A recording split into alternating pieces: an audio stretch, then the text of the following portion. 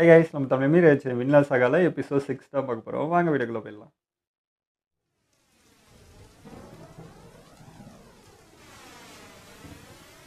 வந்துட்டாங்களா?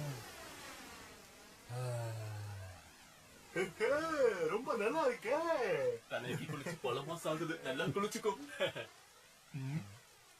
ஏய், இந்த மாதிரி மூலையில எல்லாம் போய் உட்கார கூடாது. நீங்க வா. இவங்க கூடயே வந்துட்டாங்க இப்போ. அப்படியே தவறி கீழே விழுந்தனா கடல் மீன் ஒண்ணு முழுங்கிரும். நாயா பேசவே மாட்டேங்கிறா. இந்த பையனுக்கு திமிரு அதிகம்பா. போக போக இவங்க அதெல்லாம் மாறிடுவோம் போல இருக்குது.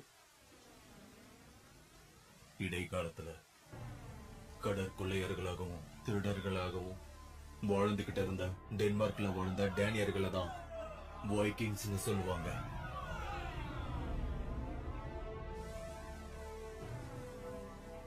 வைக்கிங்ஸ் எல்லாரும் இங்கிலாந்துல தான் வாழணும்னு ஆசைப்பட்டாங்க. அது மிகப்பெரிய செழிப்பான நிலம்.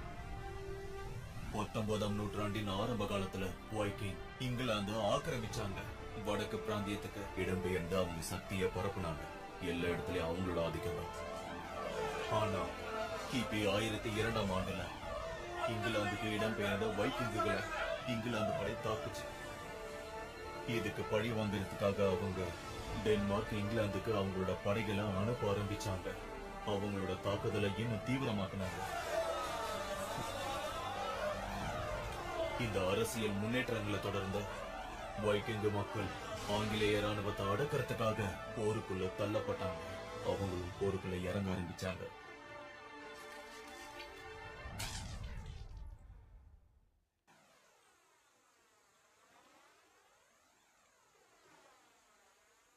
நிக்க கூடாது, போய்கிட்டே இருக்கணும். நாங்க போய்கிட்டு தானே இருக்கோம். உங்களுக்கு பார்த்தா தெரியல. சும்மா சொல்லக்கூடாது. இங்க பெரிய அளவுல தான் வீழ்ச்சி அடைஞ்சிருக்காங்க.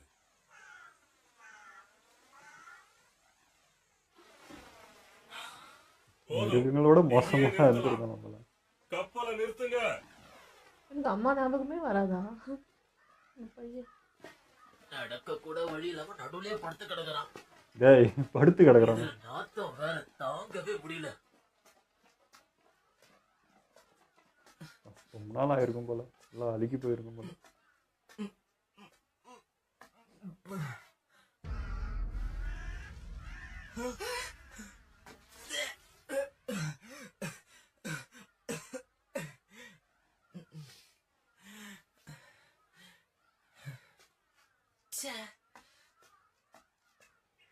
இவங்கெல்லாம் போர் வீரர்கள் கிடையாது. டென்மார்க் படை நம்மள மாதிரி ஆளுங்களை தான் ராணுவத்துக்கு எடுப்பாங்க. என்ன டென்மார்க் படையா? போர்ல வைக்கிங்ஸும் உதவி செய்யறாங்களா? ஆமா, ஆங்கிலேய ராணுவத்தோட மோதல்கள் எல்லா இடத்துலயும் வெடிக்குது. வைக்கிங்குகள் போர்னு வந்துட்டா காட்டு மிராண்டிங்க தான். டென்மார்க் அரசன் ஒரு நாள் இங்கிலாந்த கண்டிப்பா ஆக்கிரமிப்பான். அது எப்போ நடக்கும்னு எனக்கு தெரியாது. ஆனா அதுக்கான அடித்தளத்தை போடுறாங்க. அப்படின்னா அரசர் கரையில கால் வைக்கிறதுக்கு முன்னாடியே குறுக்க வர்றவங்களை கொன்னுடுறாங்க.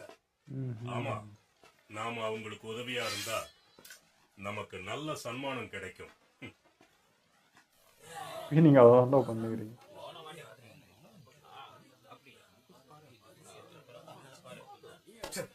கொசுத்தெல்லாம் அதிகமா இருக்குப்பா.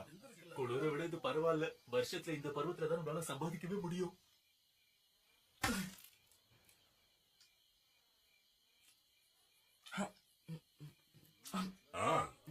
கொஞ்சம் பரவாயில்ல. நீ சொல்றது சரிதான். இந்த பகுதி தலைவனால அடைக்கப்பட்டிருக்கிற ஆங்கிலேயர்கள் நெருக்கடியை தராங்க. என்கிட்ட 100கணக்கான சிப்பாய்கள் இருக்காங்க. உங்க படையை விட எங்க படை ரொம்ப பெருசு, சிறந்தது. கடல் கொள்ளையரான நீ பெரிய பேச்செல்லாம் பேசுற. அந்த மாதிரி எல்லாம் நீங்க சொல்லாதீங்க. நம்ம 2 பேருமே டேனியர்கள். அதுக்குன்னு நம்மள ஒண்ணுங்கிற மாதிரி பேசாத. என்ன சொன்ன நீ? சரி சரி, கூடிய சீக்கிரமே அவங்க முழு சக்தியோட நம்மள ஆக்கிரமிக்க வர போறாங்க. அதனால நாம இன்னும் கொஞ்சம் வேகமா இருந்தா அது நமக்கு ரொம்ப உதவியா இருக்கும்ல. அது மட்டும் இல்லாம உயிர் சேதம் ஏற்படாமலும் இருக்கலாம். சரி, பதிலுக்கு என்ன வேணும்? 7 பவுண்டு தங்கம். இந்த இடத்தோட தலைவன் கிட்ட இருக்கக்கூடிய பொண்ணு, பெண்ணு, உணவு. 5 பவுண்டு. மொத்தத்துல நீயே எடுத்துக்கோ. அப்போ சரி, இதுக்கு நான் ஒத்துக்கிறேன். என்ன என்ன பேசுறாங்க அவங்க? ஏதோ வேலைதான், ஒப்பந்தம் முடிஞ்சிருக்கும். பிரமாதம். அப்போ நம்ம நல்லா சாப்பிடலாமா? அப்பனா சரி, நான் நாளைக்கு இன்னொரு தூதுவனை அனுப்புறேன். போர்க்கள வியூகத்தை நான் உங்ககிட்டே கொடுத்துறேன். நீங்க ஓடி போயிடாதீங்க. பின் வாங்குறதுக்கு உங்களுக்கு இடம் கிடையாது. வேடிக்கையா எதுவும் பண்ணாதீங்க. ஏய் யார்ரா அது? நம்மள சுத்தி வளைச்சிருக்காங்க. நடந்து உங்களுக்கே வளருது. அச்சச்சோ, இங்க என்ன நடக்குது? என்ன இவ்வளவு அபுகல் பண்ணியது? நம்ம விடுங்க. நைட் நேரத்தை தாக்குதல் பண்றாங்க, எப்படி தெரியுது?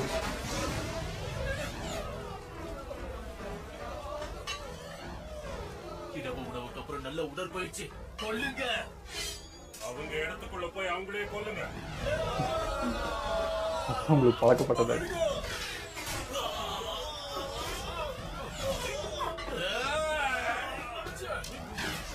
கும்பலாம் வர்றதுனால நிறைய படுது.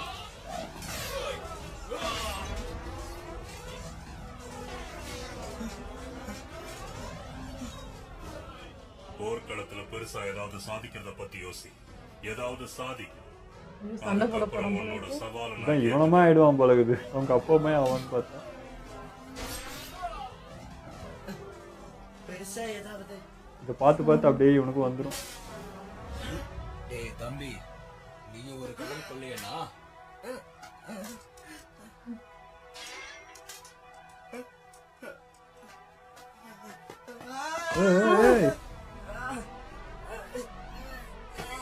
கோவம் வருதா? அதுக்கு காரணம் டேனியர்கள் தான்.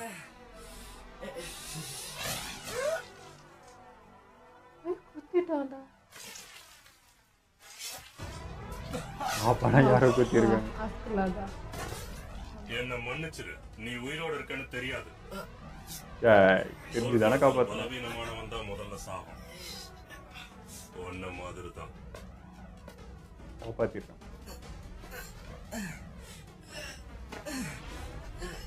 கேரக்டரையே புரிஞ்சு முடியுங்க ஐயா.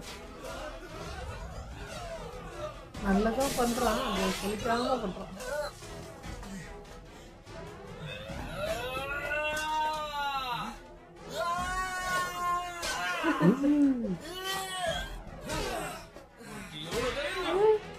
எல்லாமே விட்டு கிட்டிட்டாங்க.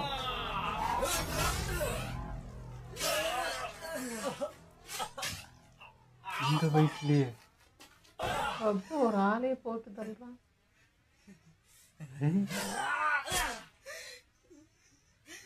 சொன்னேனே, இவங்க கூட சேர்ந்து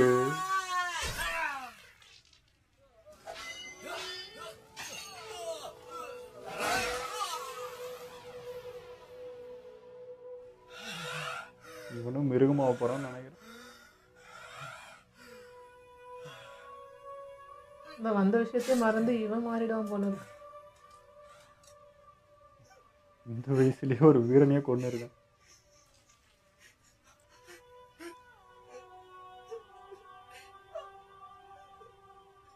அவங்க அப்பா ஞாபகம் வந்துட்டு போவோம், நம்ம அப்பா இப்படி இல்லையே அப்படின்ட்டு. இந்த வலிக்குது. ஆனால் என்ன பண்றது, உனக்கு வாழணும்னா இந்த உயிர் வாழணும்.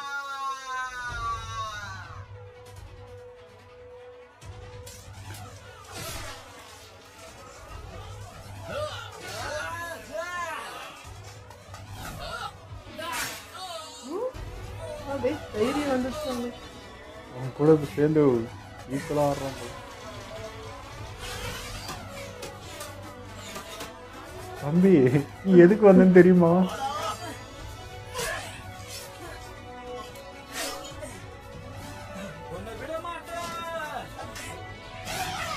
அப்பா, ஹேய், ஐயோ, இப்பதான் நீ வீரன் மாதிரி தெரியற.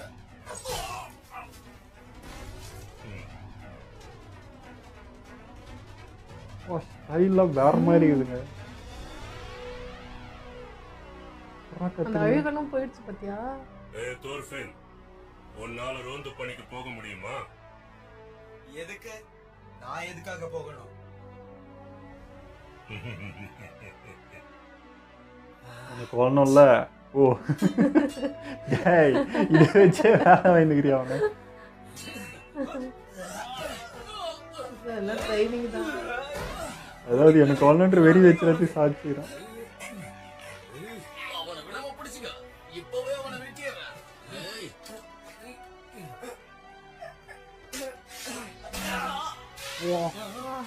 சங்கிலே இறங்குறாங்க ஒரு ஒருத்தனை. மட்டைக்கெல்லாம் பாருங்களேன், சங்கில தான் இருக்குது.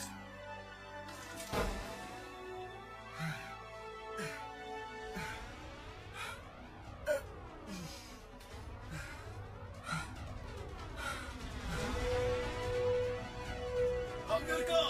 அதோ அங்க.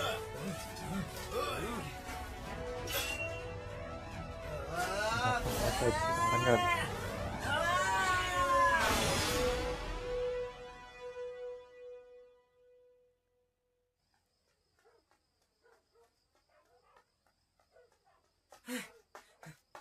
அதோ அங்க. அவனை தப்பிக்க விடாதீங்க. கடைசியில் எல்லா உலகத்துக்கும் இவங்க இல்லைன்னா தெரிய போறானோன்னு பயமாகுது. அப்படி மட்டும் ஆயிட்டானா உங்க அக்கா அம்மாவெல்லாம் பார்த்தா என்ன ஆகுறது?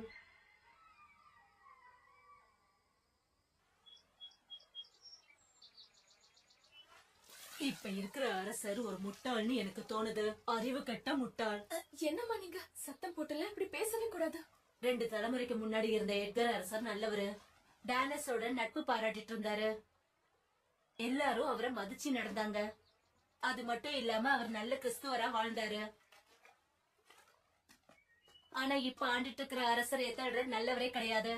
ஆனா திடீர்னு நாட்டுல இருக்கிற டானஸர்களை கொண்டுகிட்டே இருந்தா எப்படி? எனக்கு தெரிஞ்சு அவருக்கு பைத்தியம் பிடிச்சிருச்சுன்னு நினைக்கிறேன். அம்மா மத்தவங்க முன்னாடி மட்டும் இந்த மாதிரி பேசிட்டு இருக்காதீங்க. அது நல்லதுக்கே இல்ல. யாராவது சிப்பாய் காதுல விழுந்துச்சுன்னா என்ன பண்ணுவீங்க? ஆ? அம்மா ஒரு நிமிஷம். அடி இங்க பறிச்சு வந்து கொஞ்சம் பாருங்க.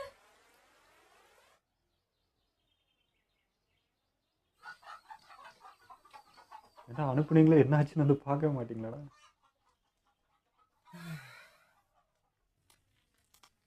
வந்துட்டான்.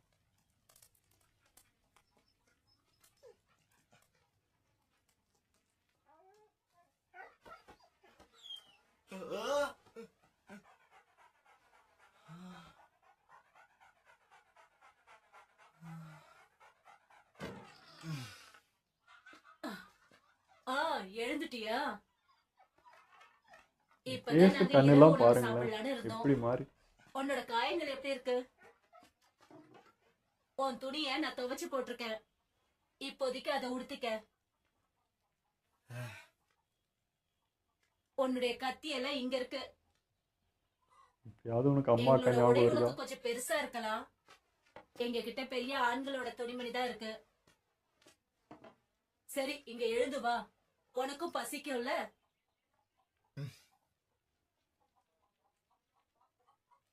தம்பு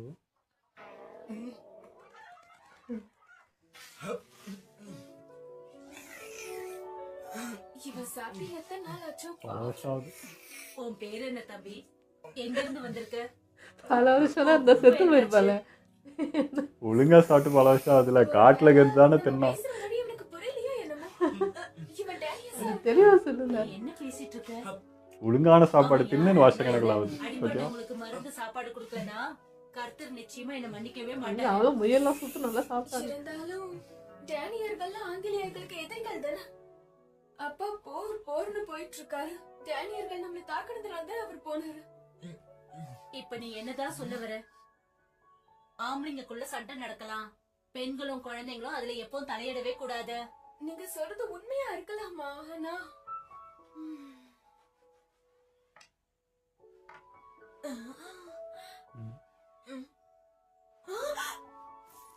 ஓ இவன் தரல இருந்தானா? இவன் தலையில ஒரு பூச்சியா இருக்கு. சரி அந்த நேரத்துல அது சாப்பாடு எல்லாம் விழுந்து பாரு.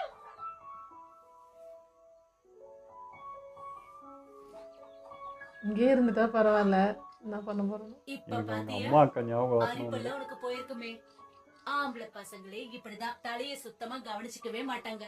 என் சின்ன பையனும் இப்படிதான் எப்ப பார்த்தாலும் தலைய சொரிஞ்சுக்கிட்டே இருப்பான். அவன் இப்படி பண்ணும் போதெல்லாம் நான் தான் தலைய வாரி விடுவேன். எங்க அவன்? 2 வருஷத்துக்கு முன்னாடி ஜலதோஷம் பிடிச்சு இரும்பியே இறந்துட்டான். நீங்க என்ன அந்த சொல்றீங்க? காலத்துல நோய்க்கு மருந்தே கிடையாது, சாவுதான்.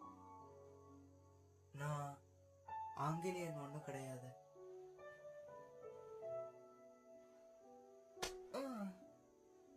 பரவாயில்லையே, நீ ஊமை கிடையாது, நல்லாதான் பேசுற. இவனா ரொம்ப நினைச்சிட்டாங்க போல. கூப்பிட்டு போக வரானுங்களா? இல்ல எதிரி படம் மாதிரி இருக்கு. எங்க பாருங்க, என்ன நம்ம கிட்ட குதிரைலாம் கிடையாது. டேனியர்கள் கூட்டத்துல இருந்து இங்க ஒரு பையன் ரோந்துக்கு வந்திருக்கான். சந்தேகப்படுற மாதிரியான பையனை பாத்தீங்களா? பையனா? கடல் கொள்ளையர்கள்ல பையனா? அவனை குறைச்சு இடப்படாத. அரசு சிப்பாய்கள் 2 பேரை அவன் கையாலேயே கொண்டிருக்கான். அவன் இடது கையில அம்புப்பட்ட காயம் இருக்கும். ஏய்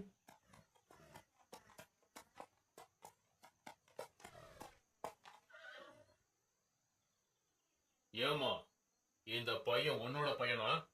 ஆமா, என் சின்ன பையன் ஜான். ஏன் கேக்குறீங்க? அந்த பையனும் உன்னோட பையன் உயரத்துலதான் இருப்பான். பார்த்தா தகவல் சொல்லு. முடிய சீ விட்டதுனால தப்பா. கெட்டவன் தெரிஞ்சும் காப்பாத்திடுறேன். உங்களுக்கு புரியுதா? அந்த பையன் கடல் கொள்ளையர்களை சேர்ந்தவன். இந்த சின்ன வயசுலயே அவன் 2 சிப்பாய்களை கொண்டு இருக்கான். எதுக்கு நீங்க இவனுக்கு அடைக்கலம் கொடுக்குறீங்க? ஒரு சின்ன பையன் கடல் கொள்ளைக்காரங்கிறது சாதாரணம் இல்ல. அவன் வாழ்க்கையில ஏதோ நடந்திருக்கு. என்ன வேணா நடந்திருக்கட்டும், அதை பத்தி நமக்கு என்னப்பா? நான் என்ன சொல்றேன்னு உங்களுக்கு புரியுதா? யாரா வேணா இருக்கட்டும், ஜானோட இடத்தை யாராலையும் பிடிக்க முடியாது. நான் போய் அந்த சிப்பாய் கிட்ட உண்மையை சொல்றேன்.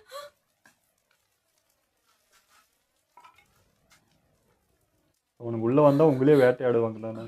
கிளம்ப போறானா? இங்க இருக்க ஆபத்து தான். ஓடு. என்னது? நில்லு தம்பி.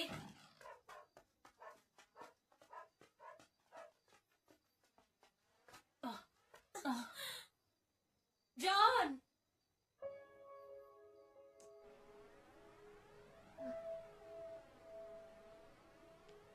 அவன் கூட சேர்ந்ததுனாலே அதே அடையாளம் ஆயிடும். அவன் குடும்ப ஞாபகம் வரும்னு நினைச்சேன். சைகை பண்ணானா?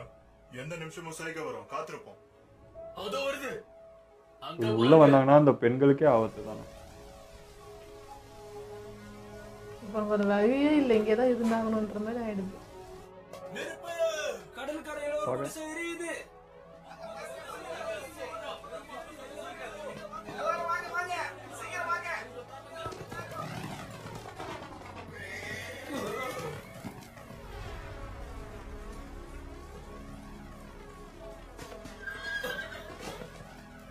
எவ்வளோ கூப்பிட்றாப்ப சண்டைக்கு. நினைச்சேன். நீ மாறு விஷயத்துல இருக்க.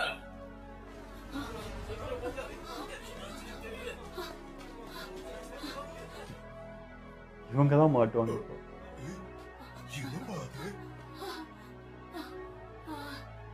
எதிராளிக்கு அடக்கம் கொடுத்தாங்கன்ட்டு இது என்ன கொடுமை?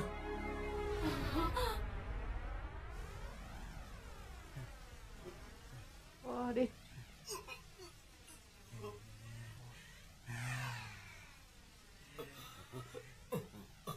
அடச்சே, யாரு இந்த பையன்?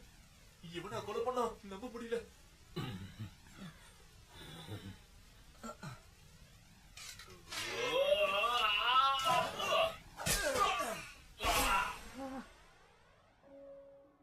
அவன் சைஸ்க்கு அதுக்கும் ஏறி அடிச்சு போடுறான் நல்லா. நீங்க எதுக்காக இங்க வந்தீங்க? உங்களை ஓட சொன்னேன்ல, உங்களுக்கு புரியுற மாதிரி தானே சொன்னேன். இப்பவும் நேரம் இருக்கு, காட்டுக்குள்ள ஓடி போயிடுங்க. கடலை விட்டு தூரமா ஓடி போங்க. சீக்கிரம் போங்க, இல்லைன்னா அவங்க காப்பாத்த நினைக்கிறேன்.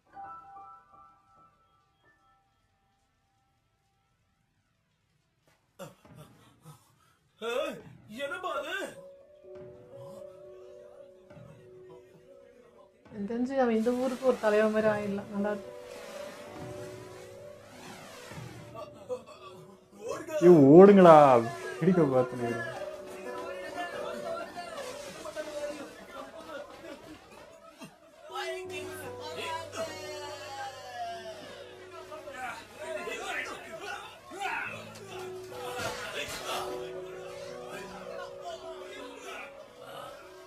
பரவாயில்ல, நல்ல வேலை பண்ணிருக்க தோர்ஃபின். இந்த ஊர் நான் நினைச்சதை விட நல்லாவே இருக்கு. நேரத்தை வீணாக்காதீங்க. எதிரிங்க வரத்துக்குள்ள எல்லார் கதையும் முடிச்சிருங்க. இது நீ இல்லை தோர்ஃபின், மாறு. ஆனா பரவாயில்ல, மக்கள் எதுவும் பண்றது இல்லை. இல்லைப்பா, வேட்டையாடுவாங்க. பாட்டியெல்லாம் ஒன்றும் பண்ணலையே, கிராஸ் பண்ணி போயிட்டு தான் இருக்காங்க.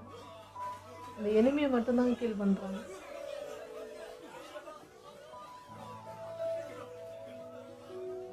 நமக்கு வந்துருச்சு.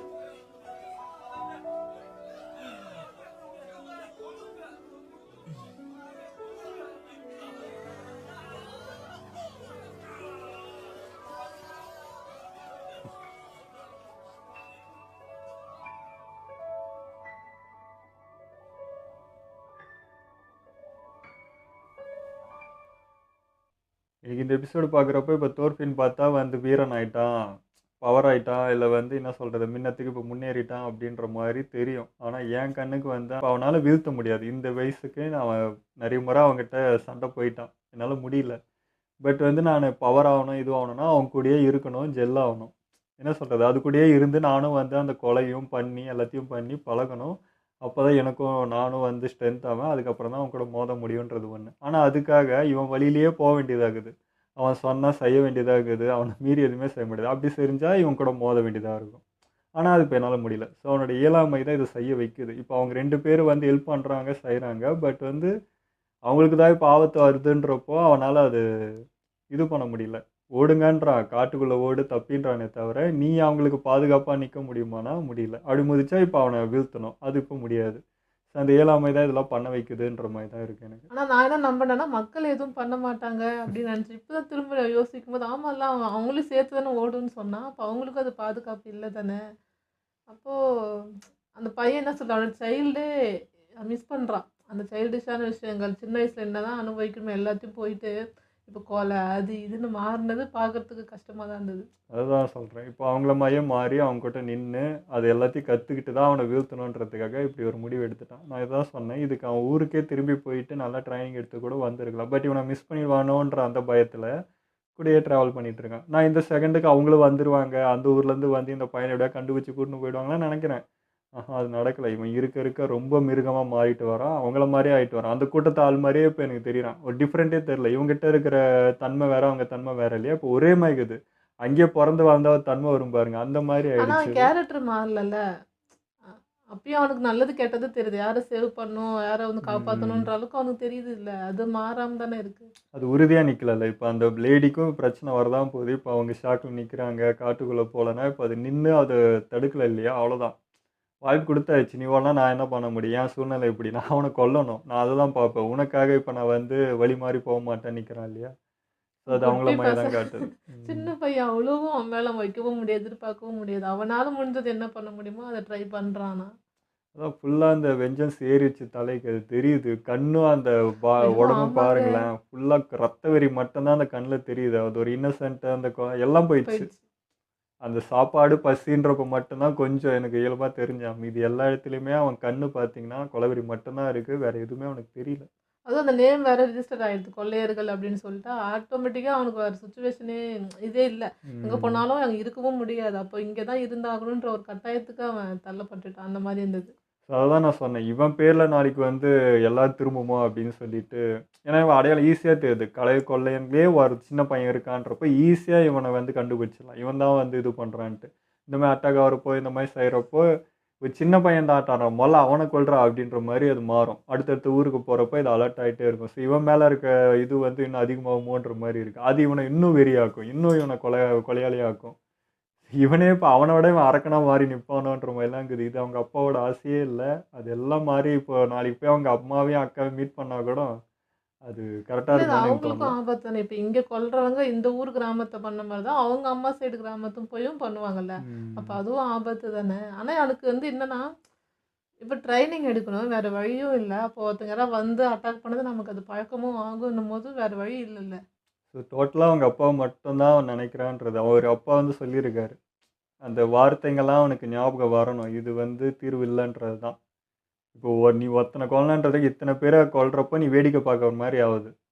ஸோ அது அந்த சூழ்நிலை நிக்க வைக்குதுல்ல உன்ன. அத விட்டு அவன் கொஞ்சம் யோசினா தான் அந்த வயசு அது அப்படி இருக்கு. அவனுக்காக மெச்சூர் இப்ப கொஞ்சம் வளர்ந்துட்டான் தான். பட் வந்து அதுக்கு அந்த கூட்டத்திலேயே இருந்ததுனால, இப்ப அவனுக்கு அந்த மாரிலாம் யோசிப்பானா? அந்த நினைவுலாம் அவனுக்கு வருமான்னு? ஏன்னா, இப்ப இந்த பாட்டி, இந்த பொண்ணையும் பார்க்குறப்போ, அவங்க அம்மா, அக்கா ஞாபகம்லாம் வரும். ஏன்னா சென்டிமென்ட்டாவலாம் நான் எதிர்பார்க்குறேன்.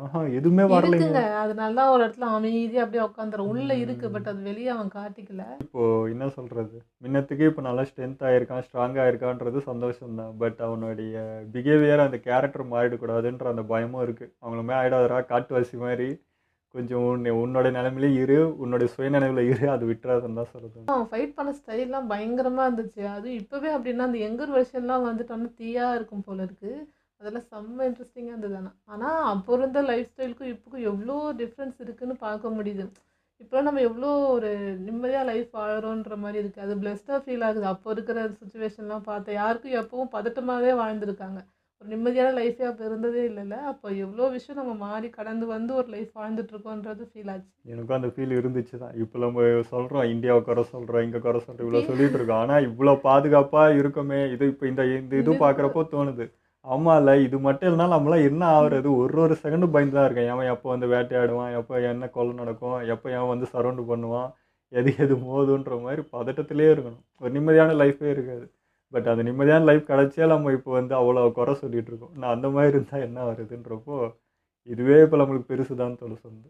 ஆனா இது ஃபுல்லா டயலாக்ஸா போகுது. நமக்கு வந்து ஒரு கேப்பே இருக்க மாட்டுது. அதனால எந்த அளவுக்கு எங்களால இன்ட்ரெஸ்டிங்கா கொண்டு போக முடியுமோ, அது கொண்டு போக ட்ரை பண்றோம். ஏன்னா நடுவுல ம். பேசினா உங்களுக்கு டயலாக் கேட்காம போயிடும். நெறைய பேர் டிஸ்டர்பன்ஸா இருக்குன்னு ஃபீல் பண்ணுவீங்க.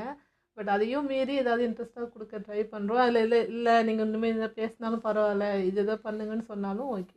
எங்களுக்கு வந்து எப்படி இருக்குன்னா, அதான் நான் போன நிமிஷம் சொன்ன மாரி, எனக்கு புக் படிக்கிற மாரி ஓகே இருக்கு. ப்ரோ. ஓகே. அமைதியா அந்த புக்க அப்படியே கவனிச்சு, அப்படியே உள்ள இறங்கிடுவேன் பாருங்க. ஒரு 1 ஹவர் அப்படியே ஆமா. உட்காந்து, அந்த மாரி எனக்கு ஒரு ஃபீலா தான் இருக்கு. அப்படியே அது அந்த அந்த வேர்ல்டுக்குள்ள போயிடுறோம். ஓகே, இதோட நம்ம வீடியோ முடிச்சுப்போம். மறக்காம லைக், கமெண்ட், ஷேர் பண்ணுங்க. மறக்காம சப்ஸ்கிரைப் பண்ணிருங்க.